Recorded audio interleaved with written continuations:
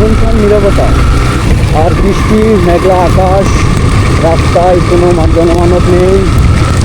আমি একাই চলছি। আমার ডানে রয়েছে বান্দরবন, বামে রয়েছে রাঙ্গামাটি। আমি ঠিক মাঝ সীমান্তে যাচ্ছি। একটা ট্রাকও দেখা যাচ্ছে আমার সামনে দিয়ে আসতেছে। আমার সামনে আর একটা সিএনজিও যাচ্ছে।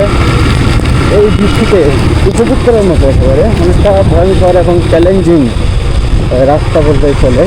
এই এলাকায় মোবাইল নেটওয়ার্ক নেই, যোগাযোগের ব্যবস্থা একেবারেই খারাপ। অনলাইন তো নাই।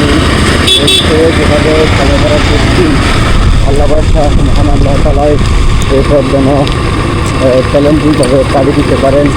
মহান আল্লাহ তালা যেন এই পথ আমাকে পাড়ি দিয়ে সেই সালের মতো গন্তব্য যেন পৌঁছে দিতে পারেন, সেই দোয়াটাই করবেন।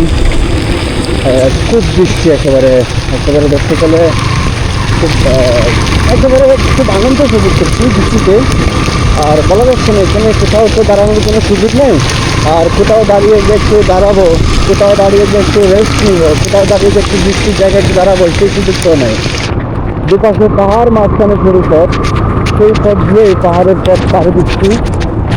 আল্লাহ ভরসা সামনে যাইতে পারি বা থেকে আল্লাহ তাআলা নিয়ে যান সেটা জানি না। অনেকটা মনে হচ্ছে লোকালয়ে চলে আসছি। এখানে দাঁড়িয়ে তো কোথাও রেস্ট নেওয়ার কোনো জায়গা নেই। দেখা যাক আল্লাহ তাআলা কী করেন। সামনে যদি দাঁড়াবি কোনো স্কুপ থাকে তাহলে দাঁড়াবো, আর না হয় এভাবে দিতে দিতে হবে। যাতে করে মোবাইল, মানিব্যাগ এবং ক্যামেরা আর যেটাতে ভিডিও করছি সেটাও বুঝতেছে। প্রচুর বৃষ্টি, ভয়ঙ্কর বৃষ্টি একেবারে। রাস্তার দুধারে কোনো মানুষ নেই, একেবারে জনমানব শূন্য এলাকা। খুব ভয়ঙ্কর একটা পরিস্থিতি। আল্লাহ ভরসা। একেবারে পাহাড়ের ভিতরে একটা ট্রাক দেখা যাচ্ছে, এখানে দাঁড়াই।